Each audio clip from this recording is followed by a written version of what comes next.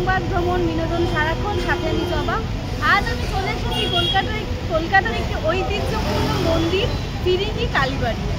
এটি প্রায় 500 বছরের পুরনো মন্দির। লোকমুখে যেটা শোনা যায় প্রায় 500 বছরেরও পুরনো এই মন্দিরটি, এবং অ্যান্টনি ফিরিঙ্গি এইখানটাতে আসতেন বলে এই মন্দিরটির নামকরণ করা হয়েছে ফিরিঙ্গি কালীবাড়ি। এবং এই মন্দিরটির, এই কালীবাড়ি মন্দিরটির কিছু দৃশ্য আপনাদের সাথে শেয়ার করবো, আপনারা দেখুন।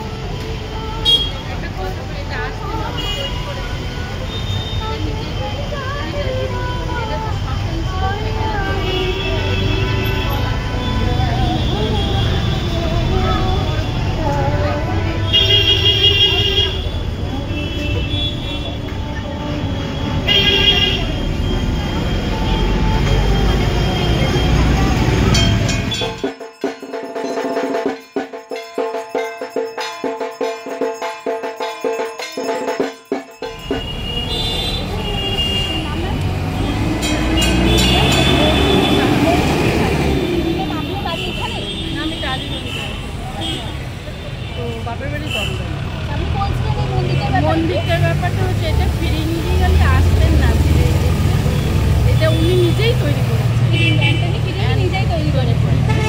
আর এইটা হচ্ছে গঙ্গার পাড়, ঠিক আছে। এটা শ্মশান ছিল, এই শ্মশানের মধ্যে উনি মা কালীকে পুজো করতেন, ঠিক আছে। যার জন্য ওনার তৈরি বলে ওনার নামটা রয়েছে ফিরিঙ্গি কালীবাড়ি।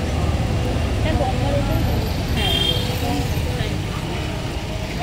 আমরা এখানকার একজন নাগরিকের থেকে জানতে পারলাম যে এই মন্দিরটি একটি নদীর পাশে, নদীর ওপরে তৈরি হয়েছে। মানে এটি আগে একটা শ্মশান ছিল, যেটা উনি বললেন যে এটা একটা শ্মশান ছিল, এবং অ্যান্টনি ফিরিঙ্গি নিজেই মন্দিরটার প্রতিষ্ঠাতা, সেই জন্যই মন্দিরটির নামকরণ করা হয়েছে ফিরিঙ্গি কালীবাড়ি। দেখতে থাকুন মন্দিরটির আরও কিছু দৃশ্য।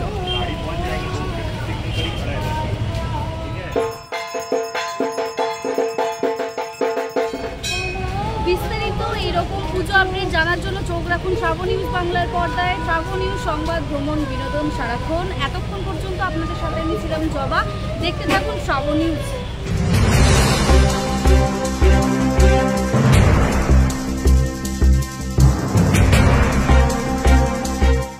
শ্রাবণ নিউজ শুধু খুশির খবর, ভালো খবর, যা কিছু বাঙালির।